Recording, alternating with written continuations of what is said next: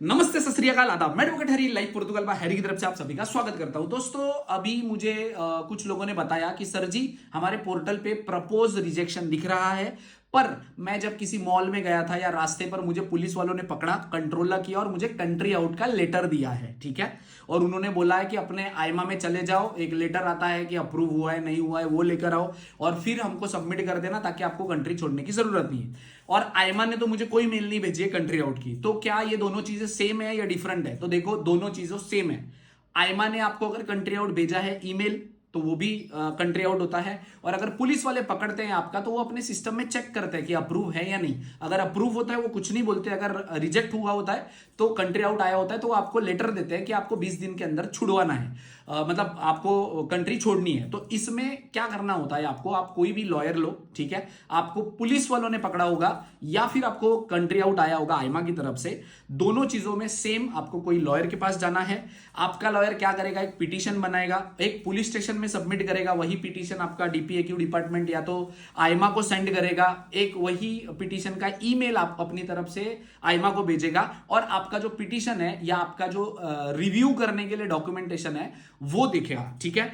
अगर आपको country out normally अगर आईमा की तरफ से आया तो उसमें रीजन लिखा होगा कि किस वजह से कंट्री आउट आया, बट लेकिन पुलिस वालों का जो कंट्री आउट होता है उसमें रीजन नहीं लिखा होता।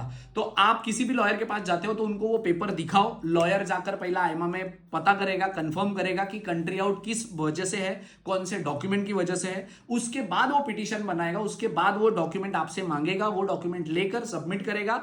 उसके बाद रिव्यू के लिए डालेगा आईमा को। डायरेक्ट कोर्ट केस नहीं होगा, डायरेक्ट कोर्ट केस करो भी मत, रिव्यू के लिए डालो। रिव्यू हो जाने के बाद आपका आईमा या तो आपका डॉक्यूमेंट देख के एक्सेप्ट कर लेगा आपका जो एप्लीकेशन है टीआरसी के लिए, या तो रिजेक्ट कर देगा। अगर एप्लीकेशन एक्सेप्ट कर लिया तो वो पेपर और जो आपका पिटीशन बनाया हुआ होता है लॉयर ने, वो आपको एक कॉपी देंगे और एक कॉपी पुलिस स्टेशन में भी देंगे कि हम उसके ऊपर एक्शन ले रहे हैं। तो आप 20 दिन के बाद अगर वापस से उस बंदे को पकड़ोगे तो आप ये नहीं कह सकते कि आप कंट्री आउट कर दो। लॉयर ने पिटीशन डाला मतलब कुछ होता है, ठीक है। अगर आप ये चीज नहीं करते हो और दोबारा से आपको इन्होंने पकड़ लिया पुलिस वालों ने, या फिर आप इंतजार ही करते रह गए हो कि आईमा वालों ने तो मुझे नहीं दिया, ये तो सिर्फ पुलिस वालों ने दिया, इन्होंने तो मुझे बोला कि आईमा में जाके लेटर लेके आओ, तो आईमा कोई ऐसा लेटर इशू करता है नहीं, ठीक है।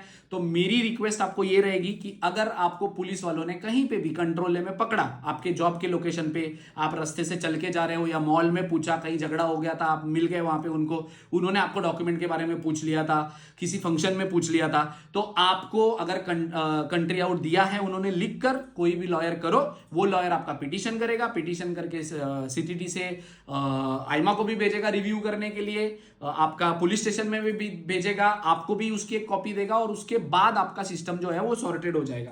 तो ये है, अगर आपको पुलिस वालों ने पकड़ा है या कंट्री आउट आया है तो आपको ये करना है, ठीक है। आप अगर इसके ऊपर एक्शन नहीं लेते तो आपको फोर्सफुली डिपोर्ट भी किया जा सकता है।